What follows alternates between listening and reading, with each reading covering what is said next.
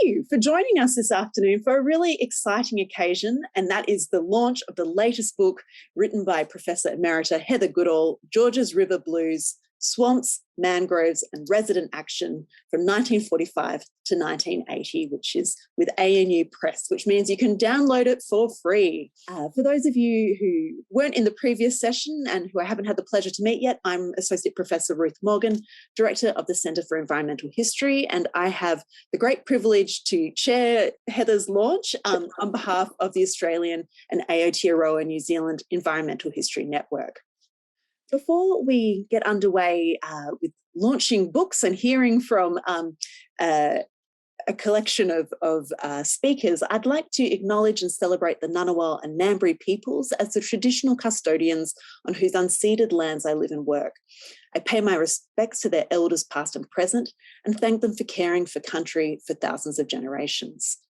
I'd also like to acknowledge all First Nations peoples who are joining us today via Zoom. As you might have seen, we have an exciting lineup of speakers for you this afternoon. Fellow environmental historians whose research engages with the themes raised in Heather's work and who were instrumental in bringing Georgia's River Blues to publication with ANU Press. First up, we have Professor Andrea Gaynor, ARC Future Fellow in the School of Humanities at the University of Western Australia, I should know that well, and immediate past convener of our network. Then we have Associate Professor of History, Brett Bennett, who has joint appointments at Western Sydney University and the University of Johannesburg. With Professor Greg Barton, Brett is co-editor of the ANU Press World Forest History Series, which published Heather's book in February. And then the woman of the moment, Heather, will share with us some insights into her work. So without further ado, I'd like to turn now to Andrea to share some of her insights. Over to you, Andrea. Terrific. Thanks very much, Ruth. And I will share my screen. Terrific. Thank you. And thanks very much for that generous introduction. I too would like to acknowledge the Indigenous peoples of the land on which I work, the Menang and Pibbulman Noongar people, and again, thank them for caring for this amazing country that I live and work on for so long. And I'd also like to thank very much the network for the invitation to speak today. It's a real honour to be part of this event celebrating the launch of Heather's terrific book. She's always been a source of inspiration to so many of us. Heather is prolific, she's collaborative, she's encouraging, yet always really rigorous. And I think she's a true leader. So, yeah, I'm really honoured to be speaking at this launch today because here she's produced yet another excellent work that breaks new ground in urban environmental history. And kudos also to ANU Press for making this ebook freely available. I'm still in somewhat of an extended transition to ebooks, but I've been enjoying reading it on my Kobo. And if you haven't yet read it, I do heartily commend it to you. Now, there's so many things that I found refreshing about this book, including all the amazing images and maps, which come out well, even on the rather antiquated Kobo. So that's one of the fantastic things about the book. But another one was its deep engagement with the more than human communities living along the urbanising reaches of the Georges River. So we find out not only about how the mangroves and other non-human species living along the river responded to anthropogenic change over time, but how the people of the river organised to protect those parts of the living river that were vital to their livelihood, their leisure and their community identity. And it's a very timely book, I think, published in a moment when it seems like we're in the midst of an urban nature revolution. So the pandemic, with its lockdowns and its other limitations on movement and possibilities for indoor socialising, has made us realise anew the importance of access to nature, particularly for urban people. And I realise the term nature is problematic and contested, but I'm going to use it anyway because the people I'm talking about do. So urban local governments across Australia and indeed the developed world, informed by a growing body of research in health and ecological sciences, have discovered the many values of urban green spaces. They're mapping and tracking canopy cover in the urban forest. They're producing urban ecology policies. They're talking about climate change and the cooling effect of urban trees and parks. And they're talking about the social importance of urban biodiversity, all of which I think is completely fantastic, much welcome developments. Oh, well, that's really skipped ahead. And at a time when rural land care is struggling to maintain membership, funding and autonomy, urban bush care and friends of groups are really holding their ground and in some cases even growing. Meanwhile, scientists have proposed that in Australia, where 85% of the population lives in urban areas, urban rewilding must be a priority and it should seek to, as they say, increase non-human autonomy rather than spatially separating humans and non-humans. So not having separate areas where nature is, but having nature integrated throughout our cities and other urban areas. So in the midst of the broader climate and biodiversity crises, urban nature is receiving an encouraging amount of positive attention and community-led action, if not necessarily government commitment for transformative change.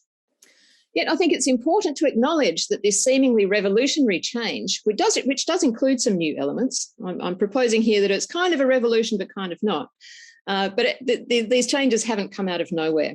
Australia has a long history of urban environmental awareness and advocacy, and much of that history has been driven by more than human local communities. So although much Australian environmental history has focused on places and issues largely outside of the metropolitan areas, urban nature and its diverse more than human communities hasn't been forgotten. We all know, for example, about the unlikely alliance between the middle-class women of Hunters Hill and the Builders Labourers Federation that kicked off the first green ban around the proposed A.V. Jennings development of Kelly's Bush. This is a pro-development flyer that I found in the National Library a couple of years ago. So in addition to that episode, we also have Ian Tyrrell's exemplary history of the Cooks River and Grace Carskin's innovative work on Penrith Lakes and other urban areas of Sydney, as well as Heather's earlier collaborations. And I was really delighted to see some of Heather's collaborators joining us today as well. Japanese natural farmer Masanobu Fukuoka once said, "Throw Mother Nature out the window and she comes back in the door with a pitchfork." And so we also have Margaret Cook's very timely history of a city with a river problem, which is about communities not advocating for nature, but living and sometimes dying with its destructive face. So these are just some examples of Australian urban environmental histories, and by no means an exhaustive list. But there are many examples of urban conflicts and urban naturing of nature that have so far evaded historians' gaze. So as Heather says in the conclusion to her book, this whole stretch of the Georges River estuary from Milperra to Towra Point from 1945 to 1980 has been invisible in histories of the environmental movement, of urban heritage campaigns and of social activism. It's been too polluted, too damaged, too compromised, too suburban to be noticed. But among the proliferation of capitalist ruins, such places are important. The future of the planet won't be decided in the wilderness, but in the everyday entanglement of people with their local patches of living planet. So Heather and her collaborators, especially Alison Cadzow and Dennis Byrne, have been leaders in giving such entanglements a history with their work on Aboriginal people on the Georges River, the relationship of various ethnic communities with the Georges River parks, and the salt marsh and mangrove communities' engagement with various humans. This is engaged and patient work involving long conversations, time spent looking through photo albums and standing in swamps, many hours of oral history interviews, and generally developing relationships. But I think this kind of time-consuming research performs a range of important work in the present. Perhaps most prosaically, these kinds of histories can help to establish and popularise historical baselines for environmental change. While environment or ecological baselining is more of a scientific pursuit, quite often relevant scientific observations commenced only in recent decades. So historical research can provide useful longer range indicators of ecological change. It can also tell us about the drivers of diverse residents' everyday relationships with wild nature. In the case of the Georges River, Heather's work highlights the importance of sociality, the river as a space for socialising and leisure activities that bring communities together. It also illuminates the importance of emotion, the visceral reactions to certain species that are conditioned by durable cultural mythologies. Stories also provide a powerful tool for public engagement and perhaps inspire residents to become involved in urban greening projects or urban nature advocacy. They explain how valued urban spaces came to be and highlight how they've been cared for.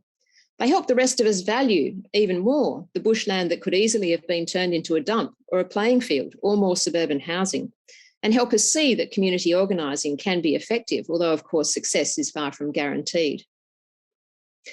I once heard Kate Orty, a past Conservation Commissioner for Victoria, describe her 3-step formula for community action.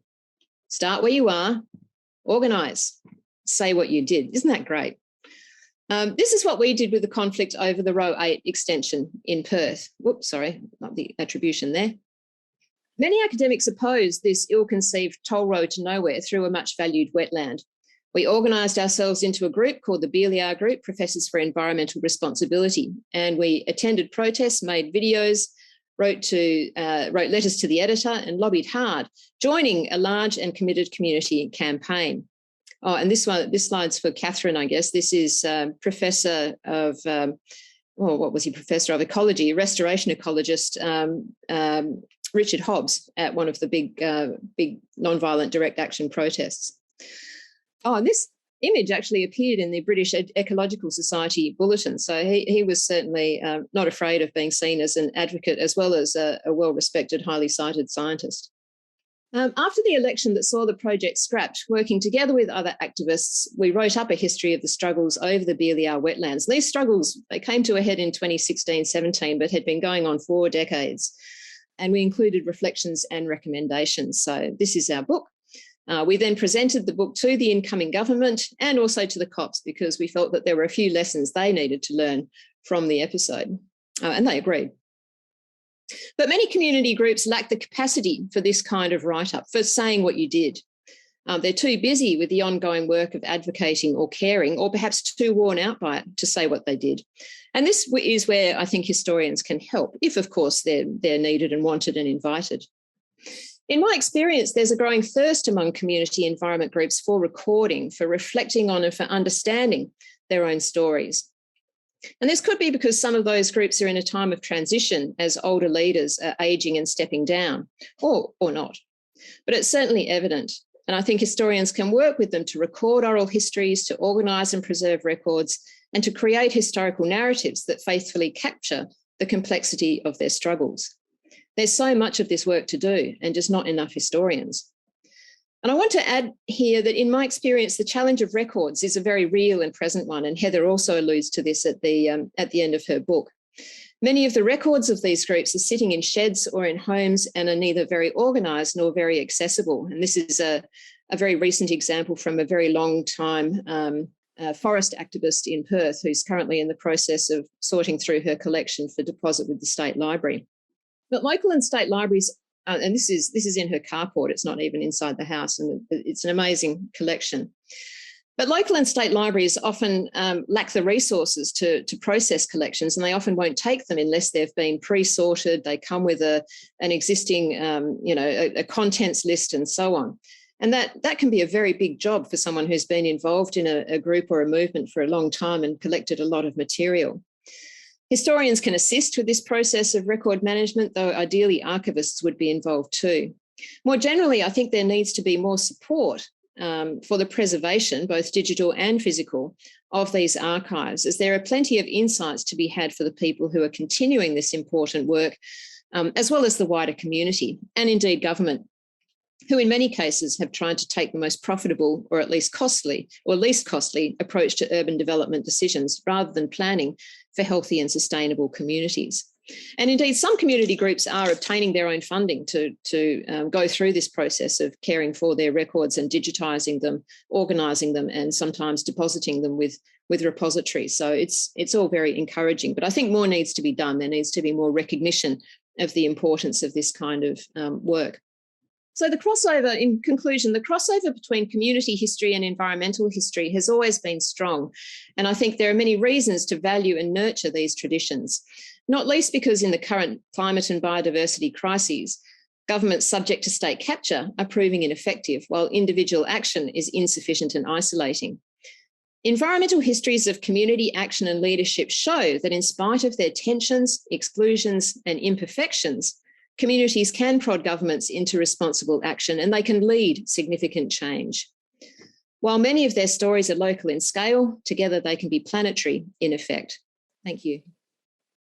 Fantastic. Thank you so much, Andrea. It's wonderful to hear about your research and the efforts that you've gone to with so many different groups to not only develop their histories, but to preserve them as well. Thank you so much. Okay, can I hand over the reins to Associate Professor Brett Bennett, who joins us from Johannesburg from the looks of things. Yes, greetings, everyone, and thanks, Andrea, for such an illuminating and inspiring paper. I'm going to talk a little bit more about contextualizing this history within the context of forest history, and also kind of maybe talking a little bit about some of the milestones along the way. But before I do that, I would just like to say that I had the greatest pleasure of working with Professor Heather Goodall on this book manuscript. It's a very important book to be published in the series, because I think it shows where the field of forest history is moving, even though the book was not originally conceived of within the context of forest history per se.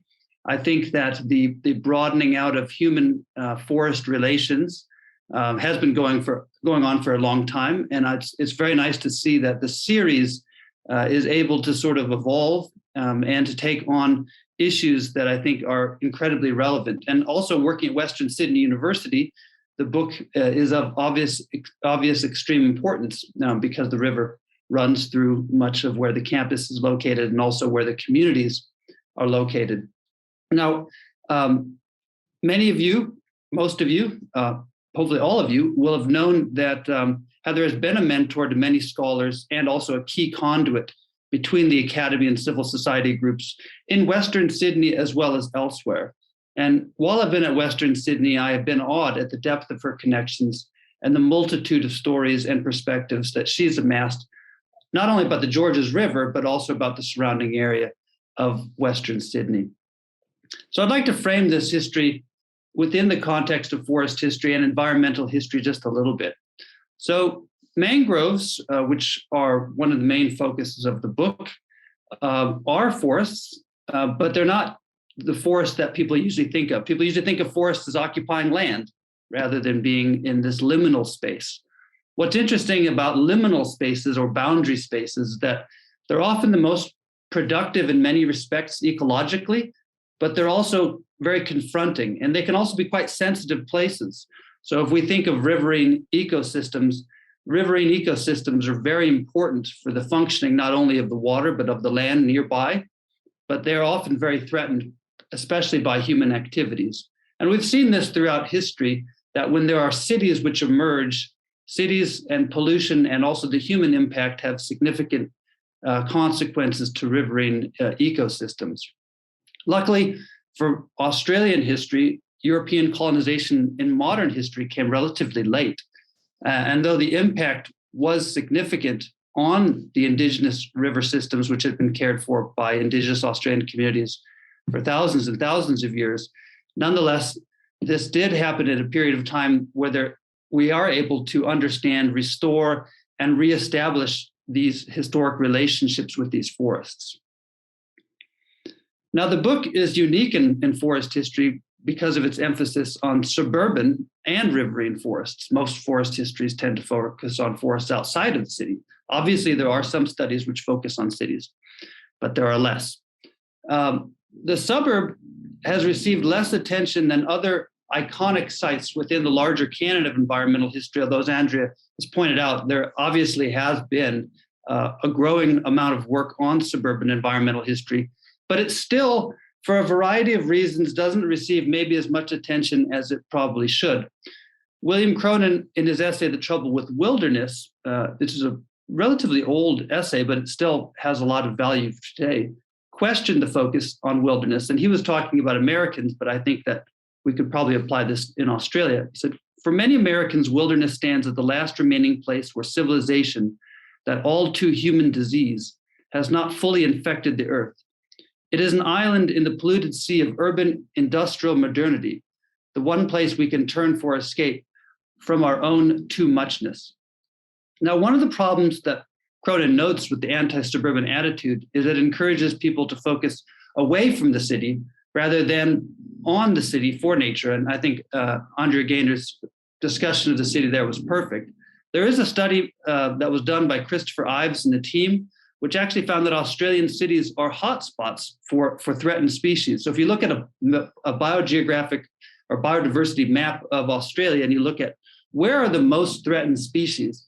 And in some ways, it may be unsurprising that cities are these sites, because human settlements also create threats. But at the same time, human impacts on the environment, such as the planting of certain kinds of plants or animals or garbage bins, actually do create some opportunities for other species as well. Most of them are threatened by humans, but there are some that find niches within that human landscape, which helps them to be resilient.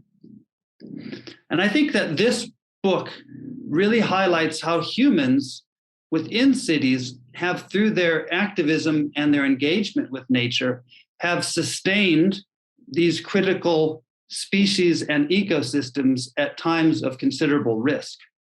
So much of the book details the intricate and difficult balancing act faced by residents who lived on or near the river, or who visited the river for fishing, picnics, or other forms of recreation. Now, Western Sydney's population exploded in the post-World War II era, a trend which has only increased in recent decades, as we see Western Sydney now is growing to be one of the largest urban areas in all of Australia. Now, this encouraged new uses of the river, both socially and also industrially, which these put pressure on the river's ecological health. So a lot of early activism was focused on an imagined and also experienced uncrowded world in which people had ready access to the river. Now, this was a core in many campaigns, especially the campaign to have the Georges River National Park, which was created in the 1960s briefly, but then it was deregistered. Now, that park was recreated in 1992 again. So there was a continuous history of it, but not in the form of a national park. One of the interesting things about the book is it also shows how the agency of nature surprises people.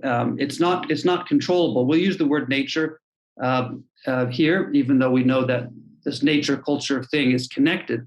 But mangroves began expanding, and their expansion was quite significant in many places.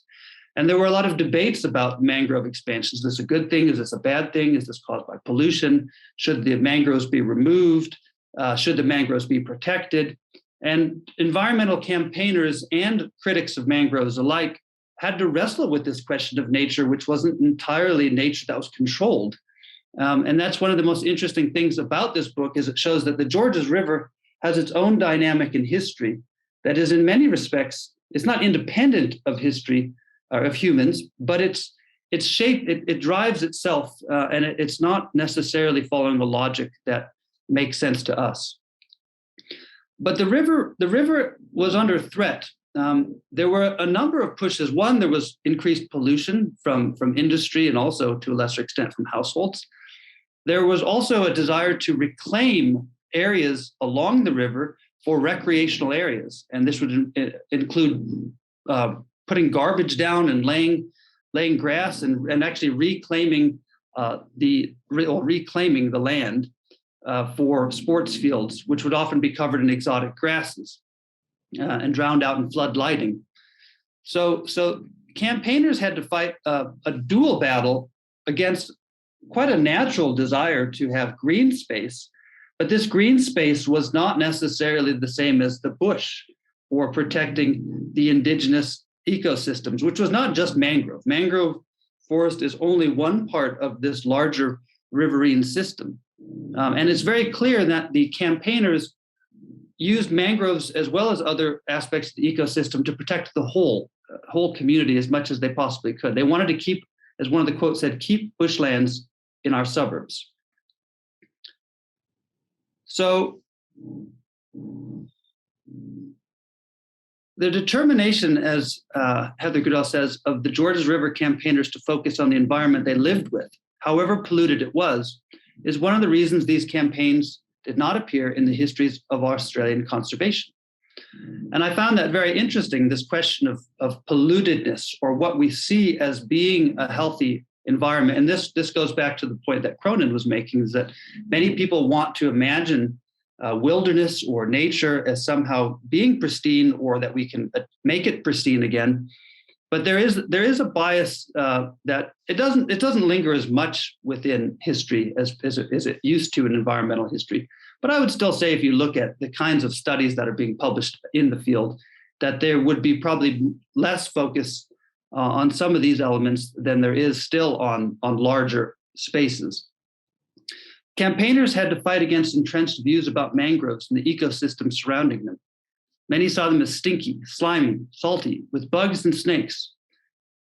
For people used to sterilized suburban existence, mangroves could be, and to some people today still are, confronting.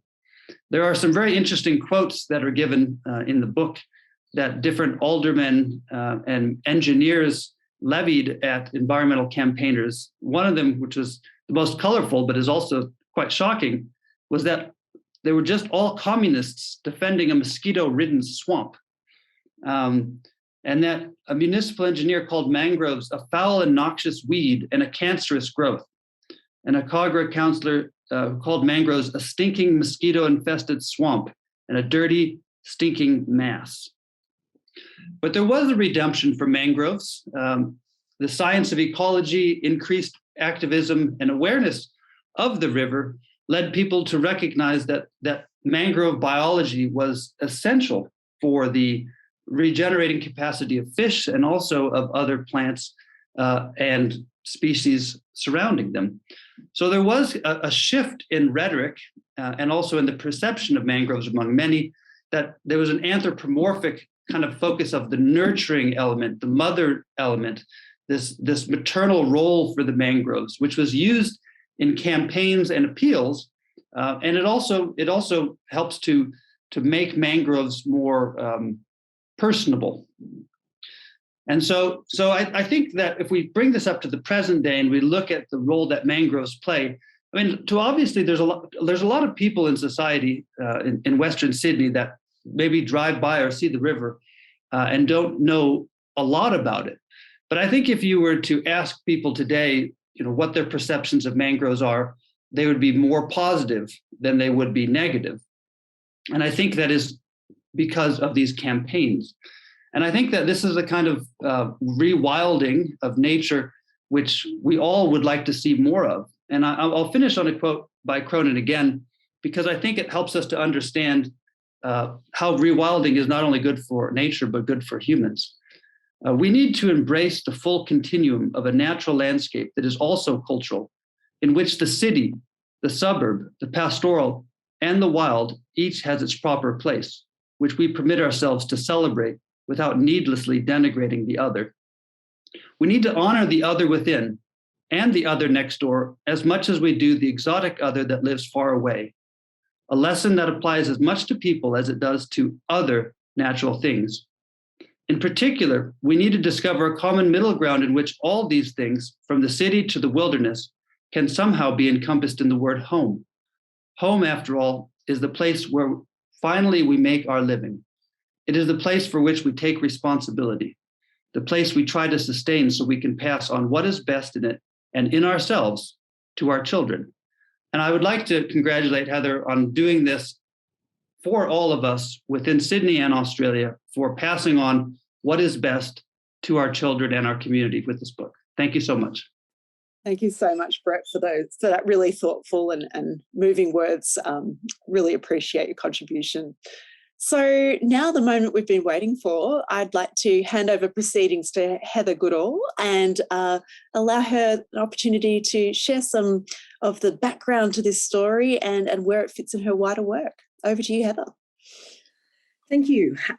Look, it's lovely to be here. Thank you so much, everybody, for coming.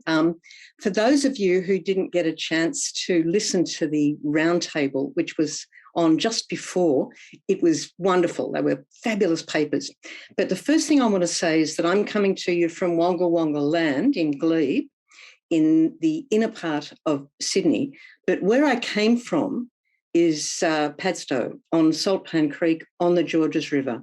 And that's country which is Darug country, Darawal people's country on the southern side of the river, Gundungurra people's country further to the west. By the time that my book focuses, which is 1945 through to 1980, the Indigenous peoples living along the river had a complex set of backgrounds. There were people with affiliations to many places across the state and across the country. But they were taking up responsibilities. They had taken up responsibilities for caring for country. And it's been an incredibly exciting journey to be working with Indigenous people along that river in the work that I've done in other books. In this book, Georges River Blues, we're looking at a period where all the communities, the Anglo-Celtic, the Indigenous, and the at this stage there were Arabic-speaking peoples, and they a little bit later on they were joined by Vietnamese groups, and there were many Chinese background Australians along those rivers. But people were keeping to themselves, and their groups tended to be monocultural. But there was a strong sense of the importance of Indigenous lessons about caring for country, which come through in many of these local resident action campaigns that I'm looking at. In writing this book, I was trying to explore the place that I'd come from myself, but which I knew very little about. And so, in a sense, I'm really grateful to hear Andrea and Brett reflecting on the book as well as on their own work, which has been both of you have had work which has really inspired me to explore the area that I came from. And working with Alison Cadzow, I must say, and Dennis Byrne, who are both here today, has just been brilliant. I learned so much from both of you. So it's great to be able to round off some of the work that we were doing, but also take it into the future, I think, is really where we'll go. Now, I'd like to be able to focus, I guess, just on a few points about the keys to the book for me. And it was this question about why couldn't I find these stories in the big histories of Australian conservation? And yet it was clear from the people I was talking to and the archives I was looking at that there had been a huge amount of activity from the late 60s, particularly through continuing, but beginning in the late 60s and in the early 70s along the Georges River. And this was a situation where the river, when I left it in 1970, I understood to be a polluted sewer of a place. Why would anybody be interested in trying to save it? And I came to realise in talking to the people that I was able to talk to, some of whom are here again, and I'd like to really welcome Dr. Alexandra Knight for not only to be here, but for her wonderful paper in the roundtable just before, and her insights into her family. Her parents were key campaigners in saving the whole area around Oatley, and particularly what became Polton Park. So in trying to understand why these stories weren't in the big conservation histories, I had to grapple with that idea of suburban living, which has been denigrated and caricatured and regarded with contempt in the analyses, the sociology, the fiction and the theatre in Australia and elsewhere in the United States and the UK and in Europe and in the developed world. The impression has been created that suburbs were places where people lived within the confines of their own block, within their fences, that they were concerned entirely with a human-created environment, and that they were isolated from those people around them. And it was clear to me from my own background, but also from reading and talking with all of these extraordinary people that I got to meet, that in fact people were living in those suburban areas because they valued the area around. This is what Christopher Sellers says about suburbs in the United States. And it's really clear in the Georges River stories that I tell in this book that I had the great privilege of learning about, that people lived in those spaces because they valued being able to fish in the river and swim in the netted enclosures and tell stories about sharks, that they cared about the oysters along the sides of the creeks as well as on the oyster farms that was in the centre of the river, that they cared about the spaces along the riverbanks that were overgrown and tangled. So these suburbs were places which were much bigger than individual fence lines and individual people's blocks. And the interests I think it became really evident from the stories I was learning about that women played an important role in all of these environmental campaigns. And it was a culture in which it was invariably men who became the spokespeople for the campaigns. But one of the reasons that Ruth Staples is on the cover of this book is that Ruth was one of the people who became a visible activist. She was a widow, in fact, and she was really taking up the family's defence of Limekiln Bay and the area around. And she worked closely with neighbours Dave and Trish Coffell. Now, I think it's also important to realise the context in which they were in. As Brett has pointed out, this is post-war crisis. This was a period when the population in the area increased massively, but it is a working class population in the area that I was, from Milpera through Bankstown. And a little bit further down the river, there were more people who were a little bit better off. They would have called themselves lower middle class. They were craftspeople, tradespeople. They were teachers. And it was only the incoming communities who were much more economically affluent, who were interested in water views, who were interested in power boats on the water. The people who were the campaigners were not in that position.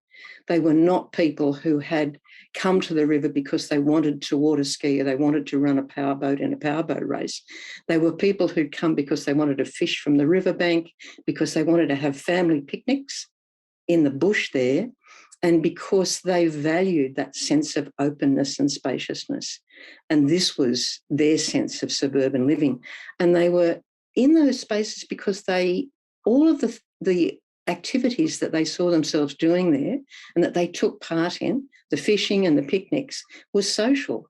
They involved collectives of people. Might be family, might be friends, might be neighbours, but they were collectives of people. They weren't solitary. Some people found it helpful to have quiet times on the river, unquestionably. But in general terms, there was an expectation that there would be other people around, whether there are other people fishing that you could chat to about the baits and what was biting, or whether there are other people that you could have a game of football or cricket with or something in the areas that were clear on the parklands, and other people that you could talk to about what was blooming in the bushland along the riverbank. So the idea of sociality was really important, but this post-war crisis involved a massive increase in the number of people living along the river because of federal government decisions about needing to expand the population, but also to industrialise. So the areas which hadn't been taken up by farming on that river, and there were lots because it was saline in the estuary and it was poor soils, those areas became military training grounds or they became factories for assembly lines.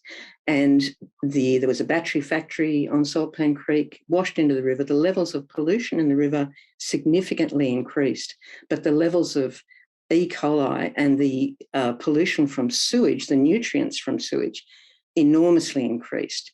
It's not remembered well in people's memories. Some people remember the factories and their worries about the factories.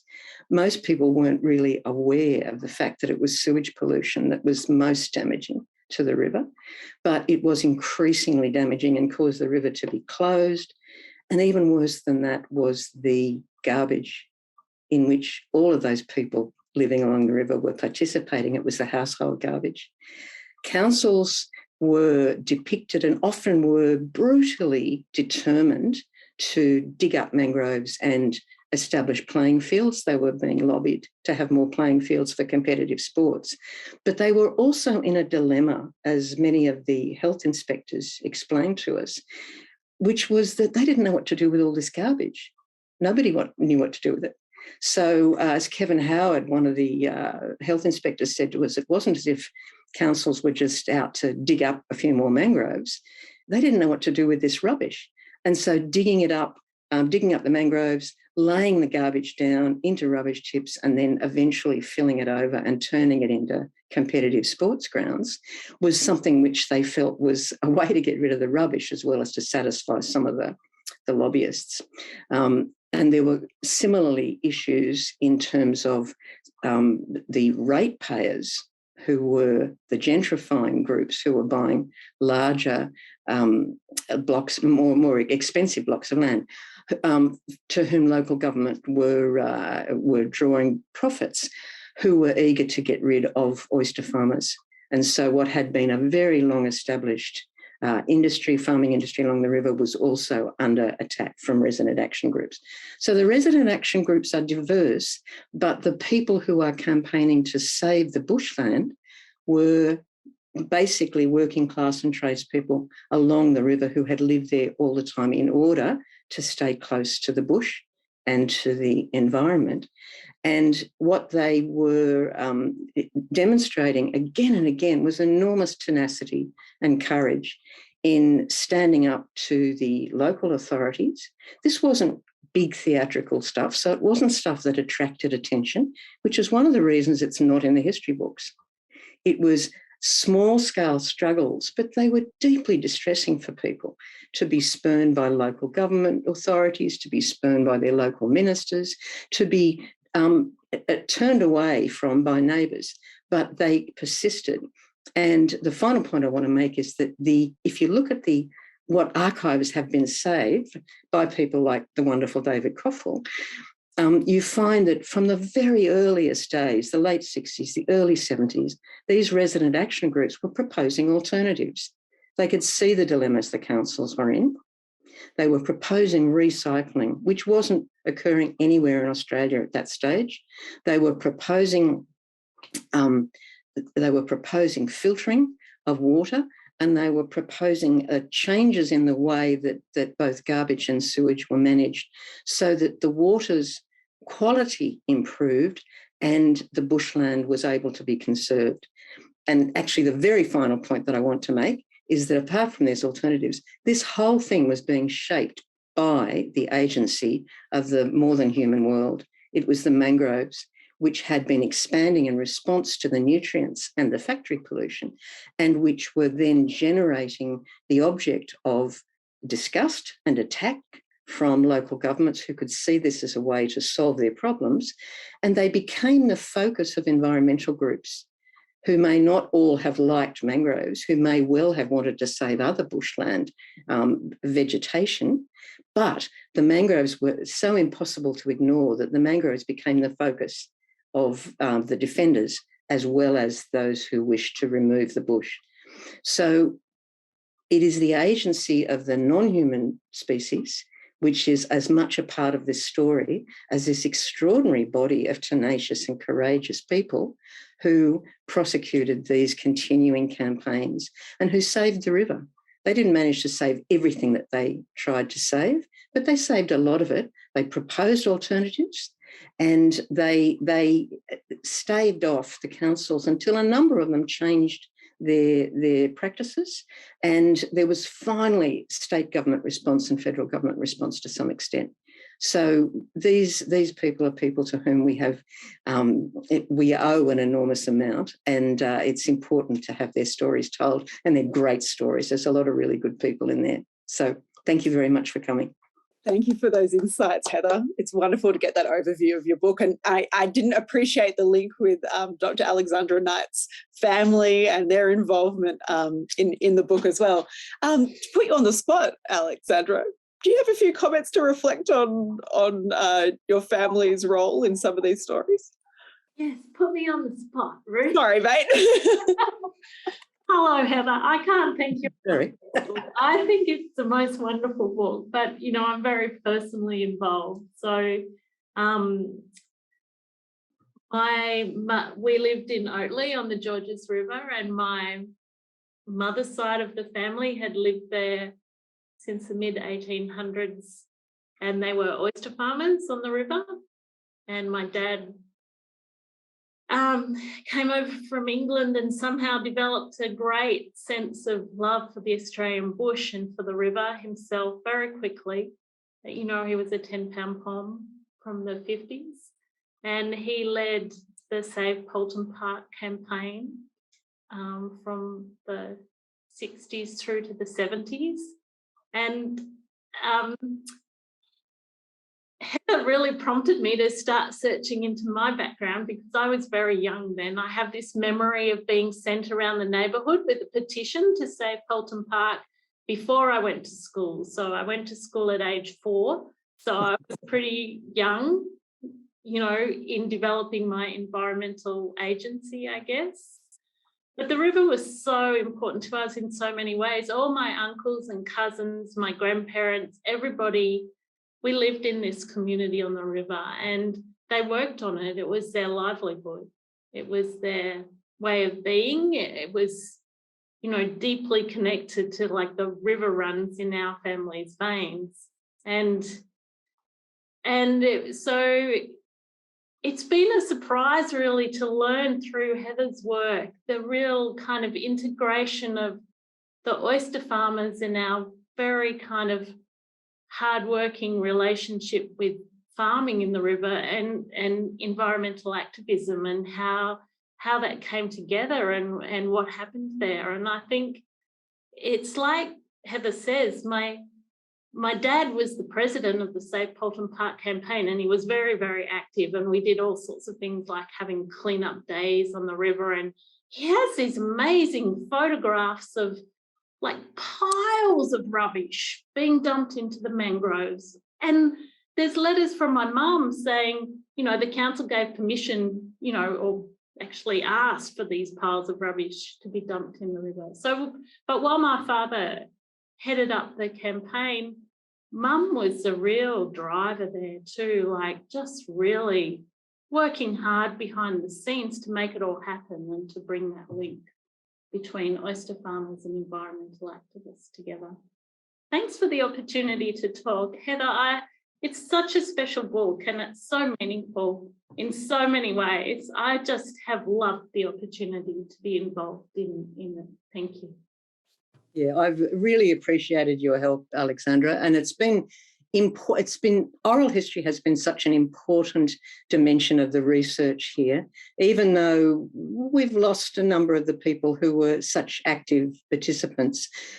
Having personal insights has given me a much stronger sense of the emotional bonds that people had with the river, as well as the extraordinary strain that this was on people. It was really hard for people to do this. And so, as I said, it didn't look as dramatic as Greenpeace, and it didn't look as dramatic as the sort of more, even the Kelly's Bush stuff.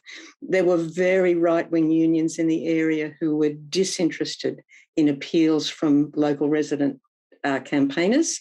The Municipal Employees Association did not want to know about saving mangroves or bushland, and yet the people persisted despite being called. Some people were communists, I must say, Brett, but others weren't, and it was a challenge for everybody emotionally to come under attack week after week after week, which is what they did in order to defend the areas that they loved around the river, polluted and damaged as it was, that they wanted to improve. I'm so glad I put you on the spot there, Alexandra. It was a really beautiful tribute to your parents and your family's role in this story, and to Heather's work as well, which I think is, you know, this is just the latest example of your contributions to not only environmental history, but to the history of this region and its incredible peoples and their stories as well. Before I have the pleasure of officially launching the book, I just wondered if there were any questions or further points people wanted to ask Heather about, whether it's this book or her wider work as well.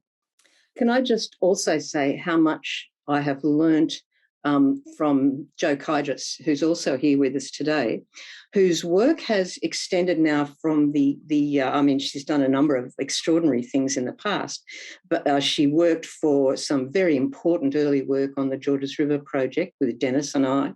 But her continuing work in the northern areas of New South Wales has been particularly important and continues to be to bring us all insights about the interactions of local communities and environments, all of which are in change. And so it's been really valuable to learn from Jo's work as well as that of the other people who are here and the memories that people like Alexandra bring.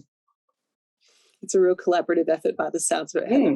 It's really generous of you to acknowledge that kind of, I suppose, team effort really that goes into so many of our projects. Always. So if you have a glass or a cup handy, hopefully there's something in it, whether that's a cup of tea or something stronger. I hope you'll raise a glass to celebrate this amazing achievement of Heather Goodall's latest book, Georges River Blues, and I hope it goes very well downstream, for want of a better word. Congratulations, Heather. Thank you. I really appreciate everybody being here, it's always been a team effort in this work. I value so much the assistance and the support and the insights of all the people I've worked with. They've been really extraordinary. So I've learned a huge amount about the place I came from, and I hope to go on to learn more. So I'd like to take you all with me, if that's possible. Thank you.